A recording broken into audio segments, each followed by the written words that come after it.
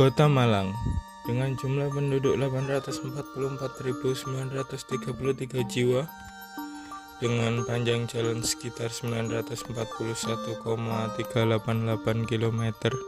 Perbandingan antara penduduk dan jalan per kilometer sebanyak 897 orang. Hal ini menunjukkan bagaimana kepadatan pengguna jalan untuk mobilitas. Jumlah mahasiswa yang selalu meningkat setiap tahun dengan jumlah sekitar 250 ribuan mahasiswa aktif dari berbagai kampus juga menambah beban jalan yang semakin meningkat, menjadikan jalan raya semakin macet yang terkonsentrasi di area sekitar kampus. Terlebih lagi jika sedang ada acara wisuda bersamaan, di sekitarnya akan semakin macet. Dari masyarakatnya dan para pendatang, banyak yang menggunakan kendaraan pribadi sebagai pilihan transportasi mereka, dikarenakan keterbatasan transportasi umum yang ada, seperti angkutan kota yang sering ngetem, kurang nyaman, belum terintegrasi, dan terkadang bagi beberapa oknum supir angkutan menyuruh untuk oper ke lain angkot dengan rute yang sama, tidak sampai ke akhir trayek. Hal ini menjadikan minat masyarakat untuk menggunakan transportasi umum menjadi turun. Padahal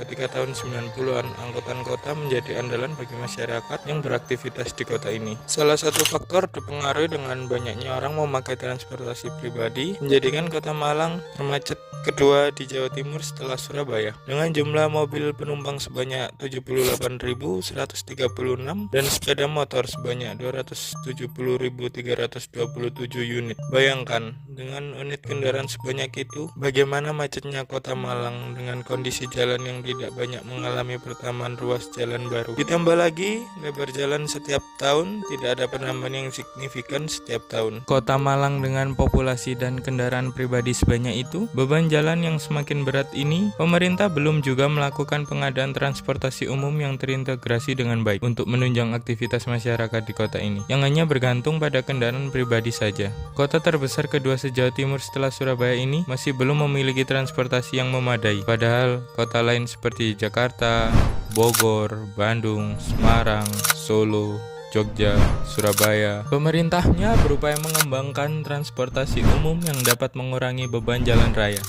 Kemacetan yang terjadi di beberapa titik seperti di daerah Ranograti, Muharto, Sumbersari, Dinoyo, Soekarno-Hatta, Blimbing, Ruko dekat Pasar Besar, dan Gadang. Kemacetan yang terjadi selain dipengaruhi oleh terlalu banyak kendaraan pribadi, juga dipengaruhi keberadaan pasar yang berada di bahu jalan seperti Pasar Kebalen dan Pasar Gadang. Setiap pagi selalu terjadi kemacetan di sekitar pasar tersebut, karena sebagian kegiatan pasar berlangsung di jalanan masih berlangsung ketika pagi, berbarengan dengan orang berangkat kerja dan ke sekolah. Sudah pernah dilakukan upaya oleh pemerintah kota pada pedagang di Pasar Kebalen untuk penataan ke dalam pasar, untuk menempati kios, tetapi sebagian masih kekeh kembali berjualan di bahu jalan Zainal Zakse. Tetap saja jalan di sana selalu macet ketika orang berangkat kerja ataupun sekolah.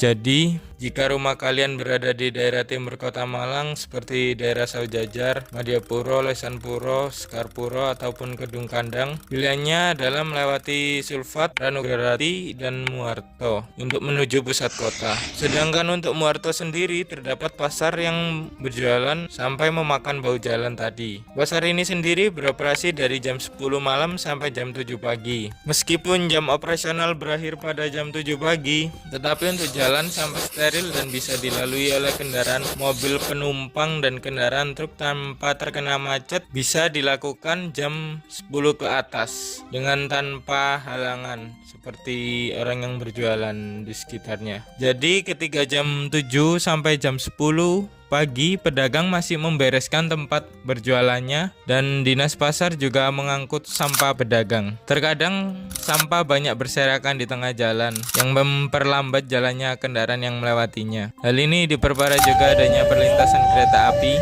yang menambah kemacetan di area ini ketika kereta api melintas. Jadi, jika kalian ingin menghindari kemacetan yang terjadi di Pasar Kebalen dari arah timur, kalian memilih masih dengan berbelok ke kiri sebelum jalan Zainal Zakse, karena semisal berbelok ke kanan tidak bisa karena searah menuju selatan. Jadi opsi berbelok menuju jalan Sidosadar ke selatan memang sedikit memutar melewati RS Panti Nirmala dan palang pintu kereta. Untuk menghindari jam kereta api melintas, kalian perlu melewati di atas jam 6 pagi sampai 6.20 pagi dan di atas 6.30 pagi sampai jam 7 pagi untuk menghindari kereta lokal penataran dan kereta jarak jauh Malabar.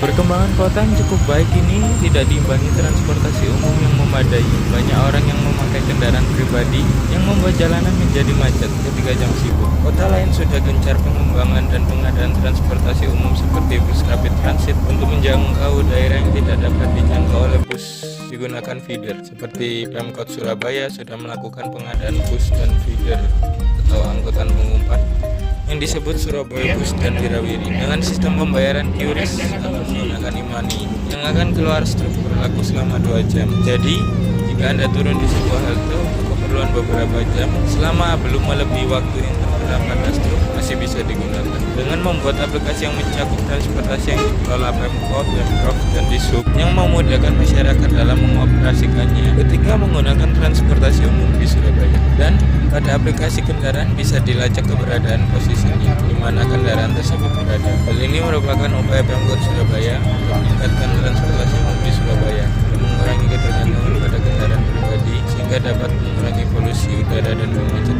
Semoga saja pemerintah saat ini mengadakan transportasi umum yang terintegrasi, memadai, nyaman, dan terjangkau. Mungkin Kota Malang bisa mencontoh transportasi umum di Surabaya atau beberapa kota besar di Indonesia yang transportasi umumnya telah memadai, seperti membuat aplikasi kendaraan yang terintegrasi dengan wisata seperti Damri, Bus Macito, dan Bus Halokes yang berdampingan dengan transportasi umum yang semoga akan dibuat pemerintah Kota Malang. Dibuat aplikasi yang saling terintegrasi dan disediakan GPS yang dapat dilacak oleh penggunanya karena potensi permintaan yang cukup besar karena banyaknya mahasiswa, masyarakat, dan para wisatawan potensial sebagai pengguna transportasi umum ini dan dapat disesuaikan dengan kebutuhan dan karakteristik Kota Malang.